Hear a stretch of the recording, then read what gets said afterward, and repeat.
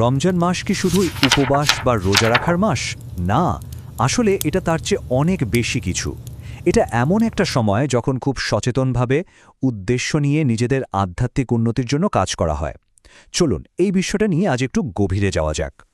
আর এটাই কিন্তু আমাদের আজকের আলোচনার মূল প্রশ্ন। কারণ শুধু না খেয়ে থাকার বাইরেও এই মাসে এমন অনেক গুরুত্বপূর্ণ কাজ আছে যেগুলো আধ্যাত্মিক উন্নতির জন্য খুব জরুরি। তো আজ আমরা মূলত 5টা বিষয় নিয়ে কথা বলবো। প্রথমে আমরা জানব রমজানকে কেন অনুশীলনের একটা মাস বলা হয়।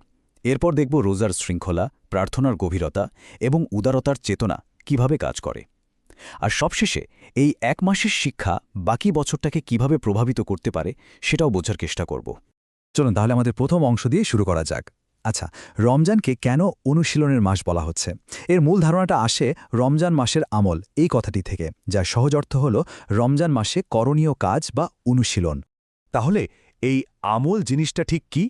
এটা হলো এমন কিছু উদ্দেশ্যমূলক কাজ যা খুব ভেবেচিন্তে সচেতনভাবে করা হয়। এর দুটো প্রধান লক্ষ্য: এক, স্রষ্টার সাথে সংযোগটাকে আরও গভীর করা, আর দুই, নিজেকে একজন আরও ভালো মানুষ হিসেবে গড়ে তোলা।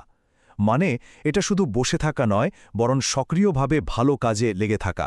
রমজানকে জানেন তো অনেকটা একটা বার্ষিক স্পিরিচুয়াল রিসেট বাটনের মতো ভাবা যায়, যেন পুরো বছরের ক্লান্তি ঝেড়ে ফেলে নিজেকে নতুন করে গুছিয়ে নেওয়া।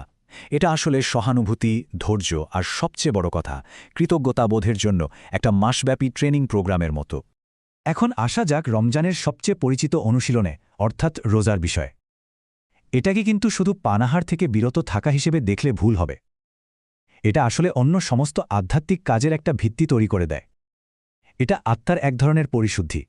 রোজার জন্য যে নির্দিষ্ট আরবি শব্দটা আছে সেটা হলো সাওম।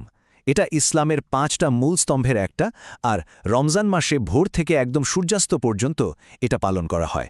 দেখুন, রোজা মানে কিন্তু শুধু না খেয়ে থাকা না, এর একটা গভীর লেনদেনের ব্যাপার আছে। একদিকে যেমন আমরা খাবার দাবার, খারাপ কথা, বাজে চিন্তা বা রাগ ঝগড়া থেকে নিজেকে দূরে রাখছি, ঠিক তেমনি এর বিনিময়ে আমরা ধৈর্য, অন্যের কষ্ট বোঝার মতো সহানুভূতি, আত্মনিয়ন্ত্রণ আর কৃতজ্ঞতার মতো অসাধারণ কিছু গুণ অর্জন করছি। রোজার মাধ্যমে যে আত্মনিয়ন্ত্রণ আর ফোকাস তৈরি হয়, সেটা কিন্তু আমাদের প্রার্থনায় আরও বেশি মন দিতে সাহায্য করে। এটাই হলো অনুশীলনের পরের ধাপ, যেখানে আধ্যাত্মিক সংযোগটাকে আরও অনেক বেশি গভীর করার সুযোগ তৈরি হয়। রমজানে প্রার্থনার ধরনটাই যেন বদলে যায়। প্রতিদিনের 5 ওয়াক্ত নামাজ তো আছেই, এর পাশাপাশি রাতে একটা বিশেষ নামাজ, তারাবি পড়া হয়।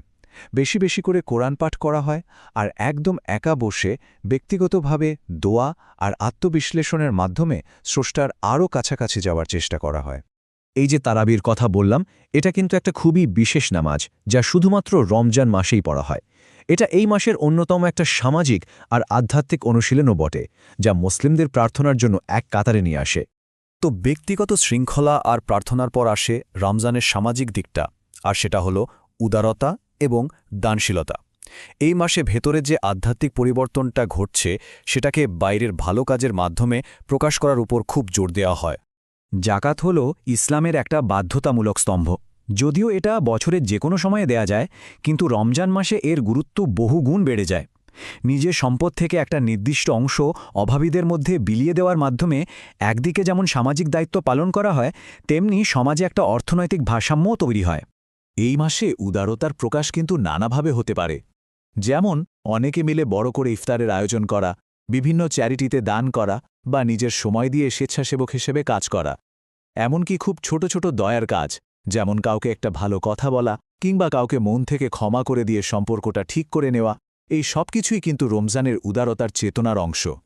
সবশেষে প্রশ্ন আসতে পারে, এই যে এত কিছু করা হলো, এই সব কাজ বা আমলের চূড়ান্ত লক্ষ্যটা কি?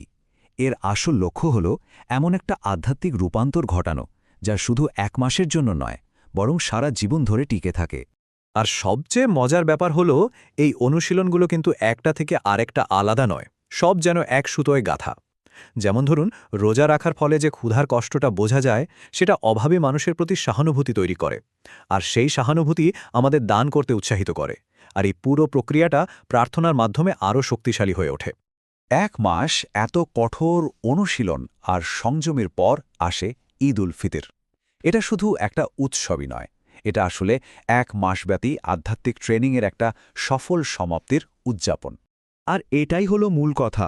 রমজানের আসল উদ্দেশ্য হলো এমন কিছু ভালো অভ্যাস আর এমন একটা মানসিকতা তৈরি করা যা শুধু ওই ৩০ দিনের মধ্যেই সীমাবদ্ধ থাকবে না, বরং আমাদের বাকি জীবনটাকেও সুন্দর করে তুলবে। শেষ করার আগে একটা প্রশ্ন রেখে যেতে চাই, কিভাবে ১ মাসের এই নিবিড় আধ্যাত্মিক যাত্রা আমাদের বাকি ১১টা মাসকে আরও বেশি অর্থবহ আর সুন্দর করে তুলতে পারে? এই উত্তরটা খুঁজে বের করার মধ্যেই হয়তো রমজানের আসল শিক্ষাটা লুকিয়ে আছে।